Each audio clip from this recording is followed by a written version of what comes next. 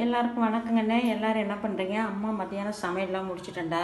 சுட சுட சோறு, புளிச்சக்கீரை பாருங்கள், ஆட்டி வணக்கி வச்சுருக்கேன். சின்ன வெங்காயம் நிறைய போட்டு வணக்கி வச்சுருக்கிறேன். முருங்கைக்கீரையும் முட்டையும் போட்டு கொஞ்சம் பொரியல். இது பாப்பாவுக்கு. முருங்கைக்கீரை தேங்காய் பூ போட்டு பொரியல் பண்ணியிருக்கிறேன். எங்களுக்கு முட்டை போட்டு பிடிக்காது, அதனால தனியாக எடுத்து வச்சாச்சு. ஒரு 4 கத்திரிக்காய் போட்டு பொரியல் பண்ணிட்டேங்கண்ணே. நைட்டு வச்ச சோறு இருக்குது, தயிர் ஊற்றி. இன்றைக்கி கடை தயிர் தான். அம்மா நைட்டு தான் ஊர்லேருந்து வந்தேன். வாங்க எல்லாருமே சாப்பிட்லாம்.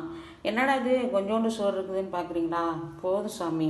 இன்னும் இது கூட பாயிண்ட் டு பாயிண்ட் மாதிரி பிபி மாத்திரை போடணும், கொலஸ்ட்ரால் மாத்திரை போடணும், கால்வலி மாத்திரை போடணும். இது எல்லாம் முடிஞ்சு ஒரு பக்கம் கை ஷோல்ட்ரு வலிக்குதுன்னு. என்னங்க ஷோல்ட்ரு வலிக்குது அப்படின்னு சொன்னால் எனக்கும் தான் வலிக்குது, கம்முனு கடை அப்படிங்கிறாங்க.